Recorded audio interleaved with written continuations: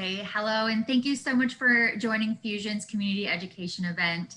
My name is Mackenzie Douglas, and I am the Director of Admissions and Outreach for Fusion Academy. And in case you aren't familiar with who Fusion is, we are an accredited alternative private middle and high school here in Scottsdale, and we serve grades 6 through 12. And Fusion is a revolutionary community of learning where all of our classrooms are taught one-to-one. This unique relationship-based education allows us to meet each student where they are at, create a meaningful relationship, and find the best way to unlock each student's passion for learning. We offer in-person classes, live online classes, and tutoring support for students. And just a few housekeeping matters. If you haven't already, please mute your line just so we can hear our speaker, David, clearly this evening. And if you have any questions, we will kind of be having an open conversation throughout the presentation this evening. So if you could hold your questions until we open up space for that, that would be greatly appreciated. Or you're welcome to put them in the chat and we'll get to them at a later time. And today we have the pleasure of learning from David Blackstone, licensed clinical social worker, on the important topic of cultivating resilience in our children in the age of COVID-19. David is a practicing psychotherapist who works primarily with children, adolescents, and their families. He has been in a private practice in Phoenix, Arizona since 2000. David works with kids and teenagers on common issues such as ADHD, social anxiety, anger management, and trauma. David believes that no one form of therapy fits all clients. He draws on a wide variety of methodologies that are all grounded in neuroscience, research and developmental psychology, and empirical attachment research. Thank you so much for being with us this evening, David. Oh, hi, everybody. Thank you, Mackenzie.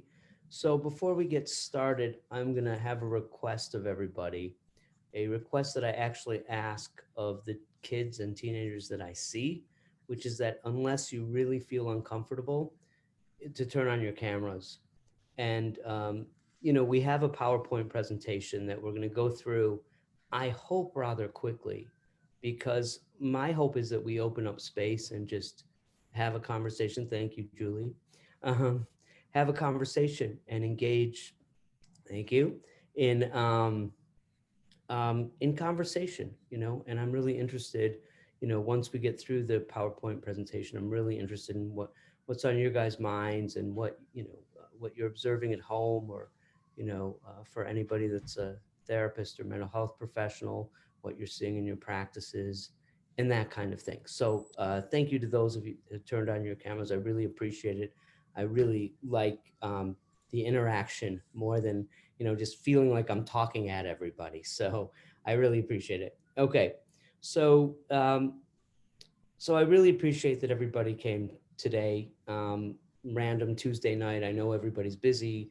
We have kids, we have jobs. So I really appreciate you being here. I want to thank you, Mackenzie, for having these community events and inviting me to speak and to engage with everybody in this conversation. I'm hoping that we really have a meaningful discussion tonight. Mackenzie went over my bio, but I just want to highlight a few things about me and my practice, particularly as they pertain to what we're going to be talking about tonight. So, as Mackenzie said, I'm a licensed clinical social worker. I'm in private practice as a psychotherapist. I'm also a post-seminar candidate in psychoanalysis at the Institute for Contemporary Psychoanalysis in Los Angeles. And I mention that because one of my specialties is trauma. That's where I got a lot of my training in trauma. And, honestly, I think, the age of COVID-19, as I call it, has been traumatic for a lot of people, obviously. And for those that it hasn't been technically, traumatic, clinically speaking, traumatic, as we might, diagnose in the office, certainly it's been very highly distressing for, I think, everybody. I see everybody in my practice, but I mostly see kids and teenagers, and have for about 25 years. So, um, so regardless of a client's presenting problem, which is, for those of you who don't know, the reason that they provide when they, call and ask for therapy, no matter what, the age of COVID, everything going on today is just ever present. It's looming, it's there. And I would say over the past 7 months, affected, um, a person and their therapy. If it's not front and center, it's certainly in the background. Why don't I get to the actual PowerPoint slides so you guys can see them? I'm not the best at PowerPoint, but I will do my best. So I chose the title for tonight, Cultivating Resilience in Our Children in the Age of COVID-19, in collaboration with Mackenzie, way back in, I think, late March or early April. And at that point, we all couldn't have had any idea as to what the full extent of the age of COVID-19 would really entail. Perhaps if I had somehow been able to catch a glimpse into the future and had an opportunity to indeed know what we were all in for, I probably would have named this presentation something like Cultivating Resilience in Ourselves and in Our Children in the year 2020, with all of the layers of crazy involving COVID and everything else. And the subtitle probably would have been a warning: buckle up for one heck of a ride.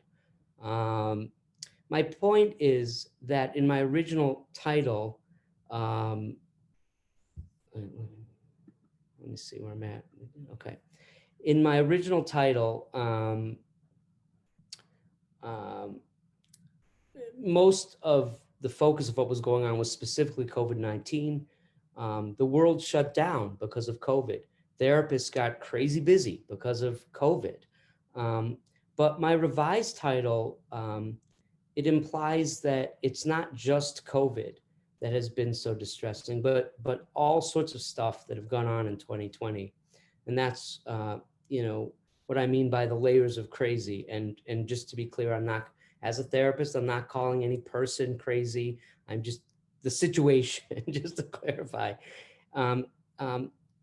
It refers to so much that has happened societally since March or April, that, at least from what I've been able to see in my practice, has added significantly to the level of distress that my patients experience and are a part of what continues to affect the emotional well-being of all of us.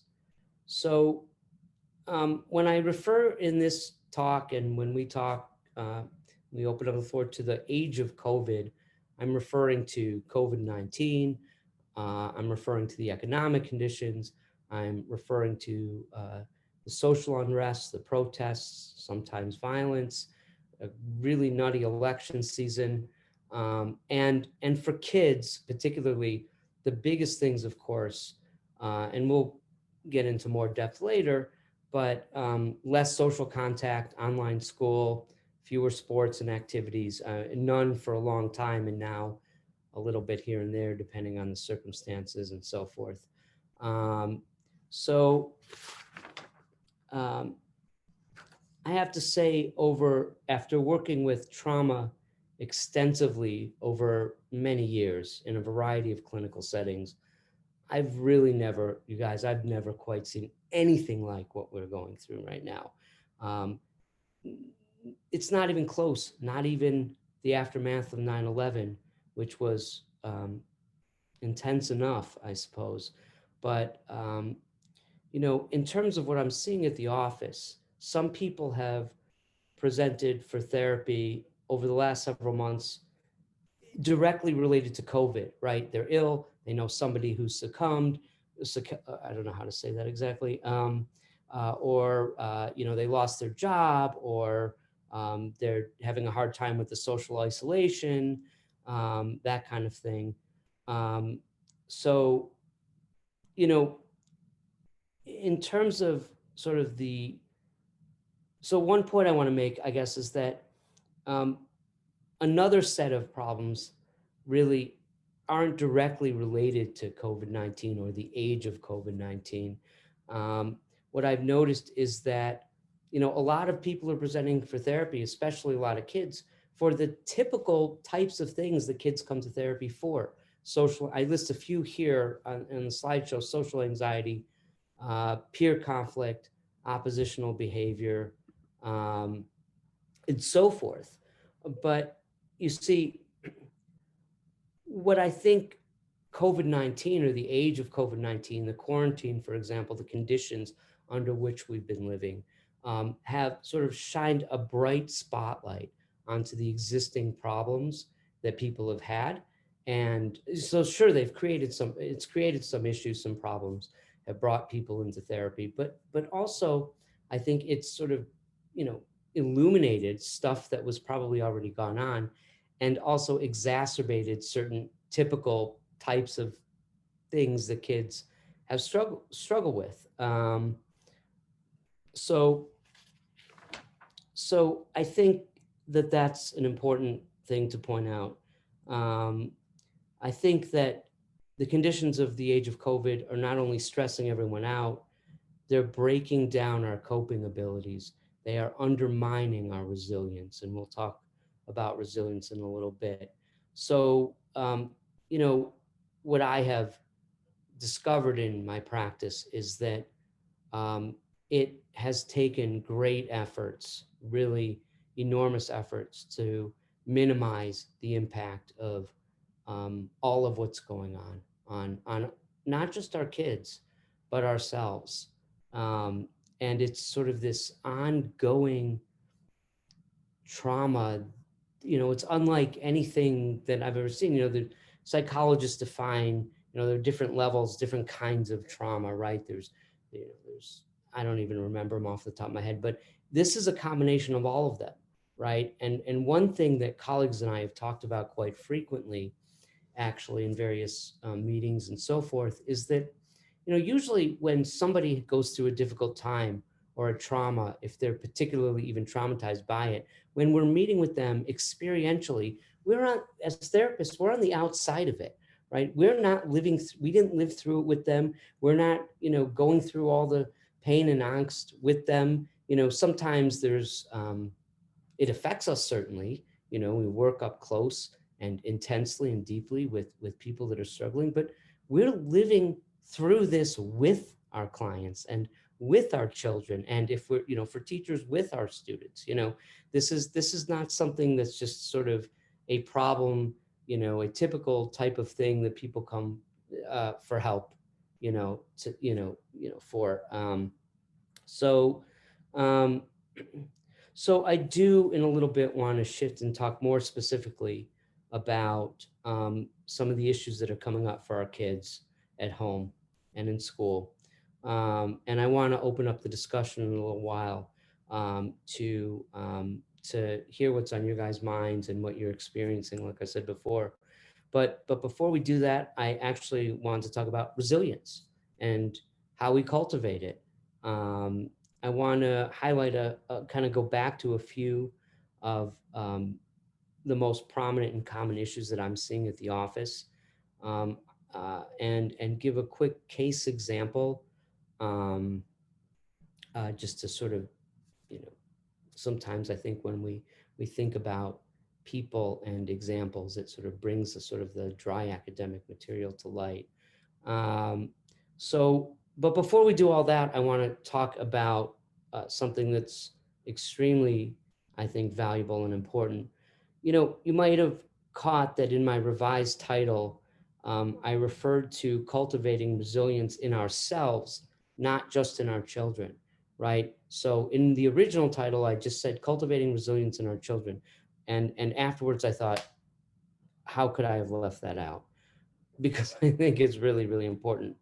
We have to take care of ourselves if we're going to take care of our children. It seems basic, but I think we are, as we are living in this, these awful times, and we're doing our best to, take care of our kids and do our jobs and stay afloat and function as best as we can, right? We have to take care of ourselves. I think, you know, grown adults, we usually can handle a lot. We're used to being able to help our kids or our clients or our students with just about anything. Um, I think even, I would say though that, even the best of us, even therapists who are particularly trained to handle a lot, sometimes have their moments. I want to give a quick example. I had one day in early summer, I had a particularly hard day at work. Quarantine had been going on for a few months, and overall, I felt like I was doing pretty well. It certainly helped that work kept me busy, and even though I was home 24/7, um, I didn't have a great deal of free time. One particular day, this particular day at the beginning of the summer had been particularly brutal. One session was more intense than the next all day long. And almost all of them involved patients that were processing, as I like to say with the kids that I see, big feelings about COVID, quarantine, and et cetera. By the end of the day, I was fried. I closed my computer, went downstairs to have dinner with the family. My three teenage daughters were complaining throughout dinner about not being able to see their friends and live life normally. And usually, as I do with my clients, I would listen patiently, I would express empathy, I would help the kids talk it out. We'd have a conversation at the dinner table. But I was triggered after this long, hard day of work. And I very tersely said, look, I like seeing my friends too. I like going to the movies and seeing my patients in person, frankly. I wish I could still do all of these things and everything else I usually like to do. But damn it, do you know what I like more than any of those things? Living. so, um, so that was, I think, out of character for me and not my best parenting moment. But I think it was a sign. Whoa, buddy, you got to take care of yourself. You got to slow down, come up for air, maybe build up some resilience. Um, so let's talk about resilience. And first thing is that resilience development, I build nowadays into every treatment plan, right? In other words, if somebody comes in because they're experiencing, some difficulties getting along with the kids at school, or an adult comes in because they're struggling financially, because their hours have been reduced, whatever it might be, whatever they're struggling with, um, I'll do my normal thing with those patients, right? The pre-COVID kind of stuff, but I still assess, how resilient are they? How are their coping skills? How are they handling stuff overall right now? And integrate into my recommendations, and then into the treatment itself, um, um, particular interventions that involve helping people develop resilience. But okay, I'm behind on the slides. Okay, so let's talk about what resilience is from a psychological perspective. I think that's probably important to just put out there and define. So psychologists, and this definition comes directly from the American Psychological Association, psychologists define resilience as the process of adapting well in the face of adversity, trauma, tragedy, threats, or significant sources of stress, such as family and relationship problems, serious health problems, or workplace and financial stressors. That's the end of the quote. I would definitely add living in the age of COVID-19 to that list. So there are certain human skills, particular developmentally achieved human skills that are involved in resilience.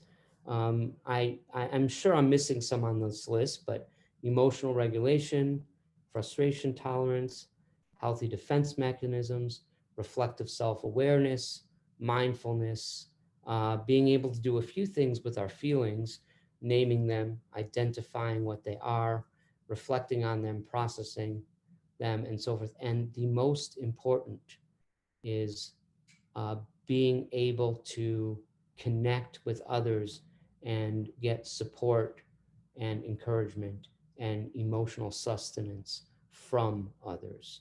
And I put that in bold, and I'm going to talk more about that. But I, all of this stuff, this emotional regulate, all this, the whole list, right? Actually is dependent on actually connection to others, right? Like that's sort of foundational, fundamental, above and beyond, I think, anything else. And we'll talk more about that. So there's this guy, Dr. Kenneth Ginsburg, a psychologist, who identifies the 7 C's of resilience. Um, Actually, what's kind of more common knowledge in the mental health professions are the 4 C's, but I came across the 7 C's and I like them better, just because it's a more comprehensive list. Competence, confidence, connection, character, contribution, coping, and control. I want to just speak a little bit about some of them. So, I'm going to kind of think about competence and confidence together. What Ginsburg is talking about is letting kids recover following a fall. In other words, helping them develop confidence in themselves to be okay and get back to a place of being okay. That doesn't mean we don't help them, right? But when we rush to make it better and kind of gloss over how painful it is, whatever it might be, or try to take away all the pain in sort of what I think is an unrealistic way, it's not a good idea. First of all, it's not really possible. And also, in terms of building up resilience, building up the ability to cope and handle stuff, it doesn't really do them much good. So we want to actually kind of build in space um, to help them sort of d- recover from various, like, like when they fall on the playground and get a scratch. This could apply to a lot of different situations. By character, Ginsburg means developing a clear sense of right and wrong. Um, this next one I think is really important too, contribution. Um, so what Ginsburg says is that young people who contribute to the well-being of others will learn that contributing feels good. It will make it more likely, and I think he was suggesting that research supports the idea that it will make it more likely that they will reach out for help from others when in need. Um, Reaching out by, let's say, using one's words to express sadness, frustration, anxiety, anger, confusion.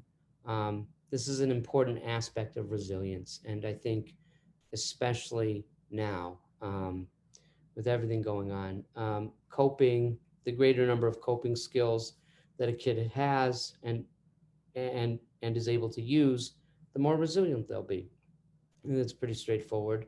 Um, Control, Ginsburg talks about kids. What he means is when kids learn they have more control over their lives, or kids learn that they have more control over their lives when they demonstrate responsibility, make good choices, and are rewarded and encouraged when they do so. I think, having a sense of control is important because, you know, everything going on and all these layers of things that we've been talking about in the age of COVID-19, so much is out of our control. Sometimes feels like we're living in, somehow in a bad movie or a bad nightmare, right? And all is happening around us. And every time, I have patients who will say, the first thing I do is check my phone to make sure the world is, like there's, we're still alive and the world hasn't completely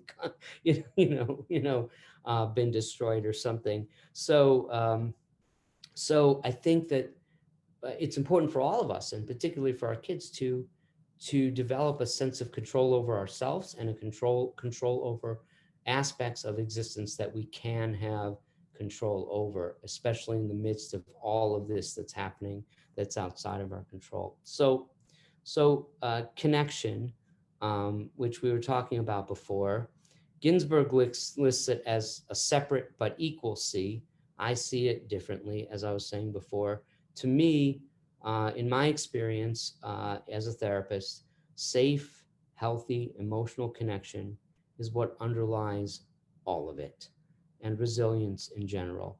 Self-confidence, knowing right from wrong, a willingness to contribute to the greater good, one's ability to cope, having a sense of control over oneself and one's life, um, all have at their foundation healthy, nurturing, supportive relationships.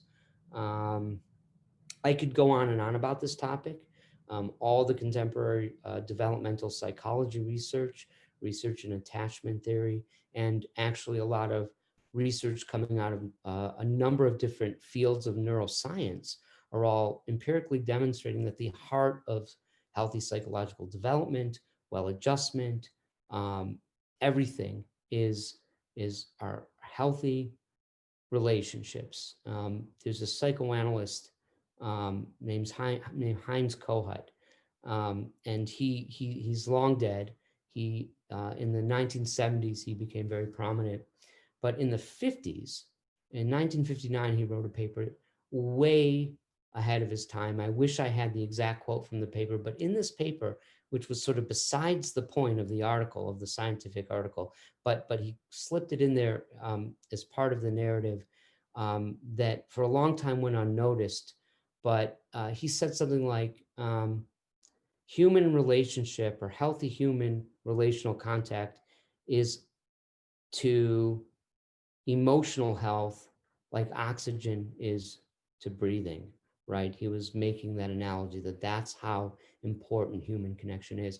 And back in those days, the official stance of all the professions, the mental health professions, that was, they didn't know that then. They didn't even believe it yet. He was sort of laughed at for that, actually. But turns out subsequent research and experience has proven him right. So I wanted to highlight that. So just on a very, I want to shift a little bit to talk about a very um, um, like a really fundamental, concrete, like in your homes level here, right? In terms of what does this all mean for what we do, right? And so number one, I think balancing together time. These are just a few things that I put together. Balancing some together time with some alone time. I think it's very important for our kids to have.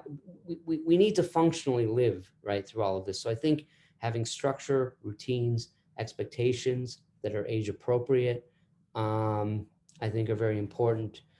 So the next thing I say is it's really important to observe and monitor our kids, tuning in, paying really close attention, even quietly, right?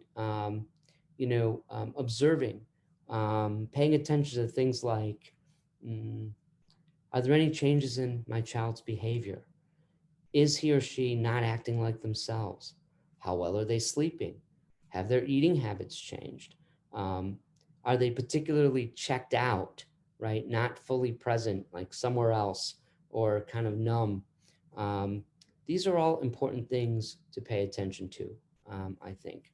So, because kids also don't always put their feelings into words, it might be necessary to initiate conversation with them about how things are going, especially if you observe problems or noticeable changes. Um, the approach to conversations about how kids are doing, of course, should be done in an age appropriate way and take a caring, um, but also very direct and honest tone. And we all know our kids. I mean, better than anybody, better than they know themselves in some ways, I think.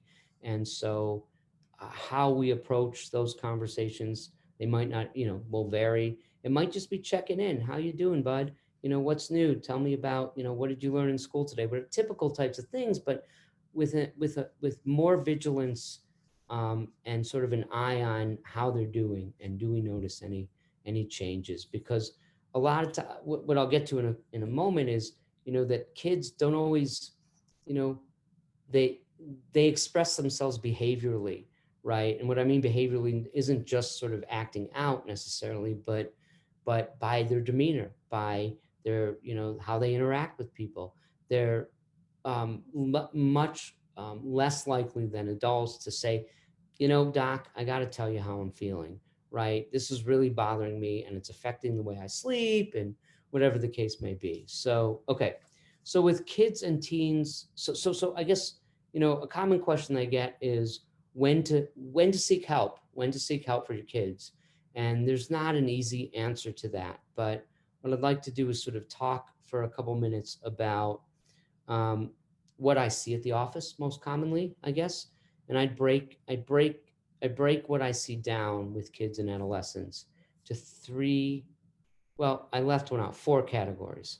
One, acting out externally, externalizing, lashing out, temper tantrums, meltdowns, oppositional behavior, right? Being mean to the younger sibling, whatever the case may be, things like that. Two, shutting down, keeping things in time, keeping things inside, closing off, perhaps being withdrawn, internalizing, keeping quiet, you know, um, maybe there's a couple, there's a kid in particular that I've been working with who, who he like over the summer, he like stopped eating for 2 weeks, right? And got really quiet. But then when you'd ask him, hey man, how's it going? What's going on? I'm fine. Everything's good. So, things like that. So, and then another issue, and, I thought about it afterwards and, I didn't, there's a huge issue with social media and with being on screens and video games that was really bad over the summer. It's gotten a little better now. I realized after I sort of put this whole thing together and finished the PowerPoint that I didn't really say much about that, but I guess that can fit into this next category, disconnecting, checking out. I think a lot of kids that just have this completely apathetic, I don't give a damn kind of, not an angry, I don't give a damn, more of a just, I couldn't care less about anything. And they're on the screens and they barely walk away from the screens. And that's been another problem. So the last category that I left out, but I think I can't fail to mention, particularly in the teenagers, that they're actually doing, they're just putting it into words. They're just talking about it, right? They're just saying, I'm having a hard time. um, what's interesting is a lot of times, in all these years, most of the time when a kid comes to therapy, their parent, the parent is insisting on it. And much of the time, not all of the time, but much of the time, the kid kind of comes kicking and screaming. Not anymore. I mean, kids, teenagers, they're asking to talk to therapists. Middle school and older, I've had a number of referrals lately where I was saying, Mom, Dad, I need to talk to somebody. I have a lot going on. I have a lot on my mind. What I notice about everybody coming to therapy, um,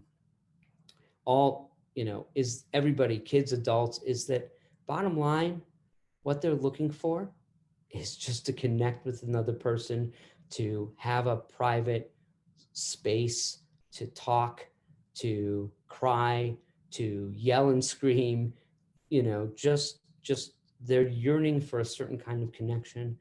I would say a supportive connection is what they've really been yearning for. So okay, so this is the last thing. Thank you all for being very patient with me and listening to all this dry academic stuff. But I want to quickly share with you a little case vignette, just to bring some of this stuff to light. And then I just want to open up the floor and see what's on your mind, and any questions you have, and any situations that you've experienced with your kids that you might want to talk about. Of course, just to be clear, to protect the confidentiality of my patient, and I've disguised all identifying information. I've kept a lot general, and I don't, it's a small world. You never know. just always need to be careful. So just to state for the record that this young girl's, I'm protecting this young girl's identity as I talk about her openly. So this is a girl who's 12 years old, whom I'll call M. She's the youngest of 5. She lives at home with her siblings and both of her parents. When her parents and I initially spoke, M's mother reported to me that M had become emotionally withdrawn and was frequently sobbing. And they weren't sure what was wrong because M hadn't told them. In fact, her mother stated that M does not talk about her feelings much at all.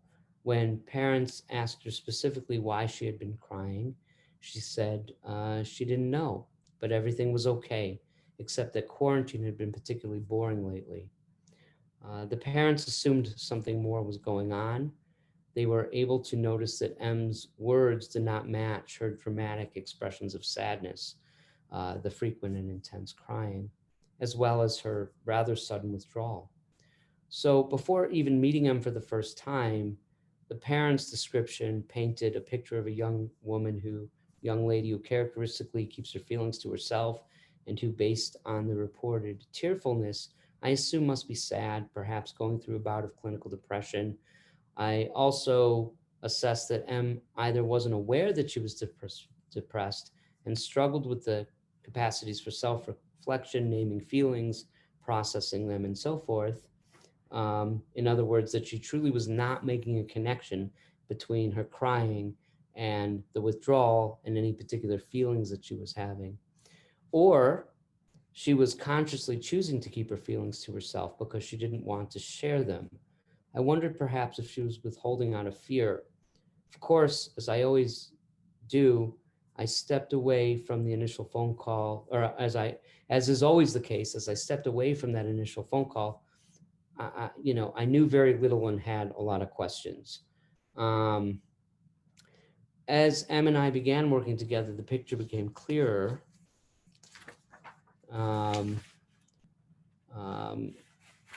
So early in our first session, Em was initially quiet, a bit guarded. I sensed that she was anxious about sharing personal details about herself and her emotional experience in particular. This is common early in therapy with everyone, or with many, I should say, but particularly so with kids. With some patients, this is more of an issue than with others. And with M, I'll just say she was particularly closed off and hesitant in the very beginning of that first session. Of course, I didn't push her. I approached her very gently, but persisted with questions about herself and her life. She began answering the questions. We found ourselves in a dynamic conversation. We spoke seamlessly back and forth. After several minutes, I asked a general question about her friends and school. Then she broke down, just let it all out, cried for a while. She regrouped and told me that she had been terribly upset about a particularly unkind thing a friend had done to her recently. I won't bore you guys with all the details of it's not important in the moment. I listened for a while, empathized with her feelings, asked a few questions, and we talked more about it for several more minutes. So this conversation involved reflecting on feelings, problem solving regarding the situation with her friend. Before the end of the session, Em said that it felt good to talk about it. She felt relieved after she cried and stated that it felt good to get it all off her chest. She stated that she appreciated that I didn't try to fix her or stop her crying or tell her, oh, honey, it's going to be okay, or anything like that. She just appreciated that I listened and that I understood. So I came to learn that M, when given the right opportunity, under the right conditions, was able to name, reflect on, and talk about her feelings just fine.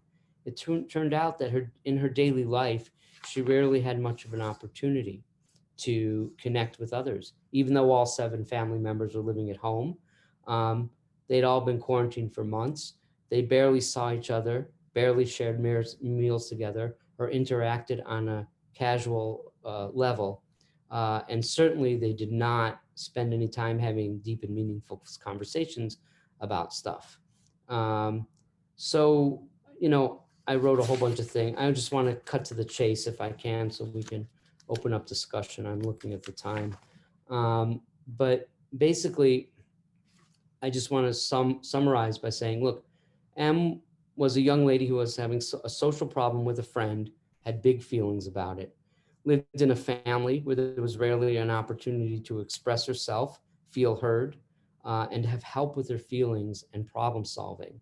COVID and the quarantine were not the causes of the particular problems that we set out to work on, but rather, as I was talking about before, they shed light on them. Without the opportunity to talk about it with anyone else, to get it off her chest and to have help with her feelings and the problem itself that she was having with the other kid, her resilience, her ability to cope was crumbling. The social isolation and boredom of the quarantine only made matters worse. My interventions, my therapeutic interventions in this case, involved a combination of helping M think and talk about her feelings, as well as provide a cathartic experience that could help her integrate and regulate her feelings.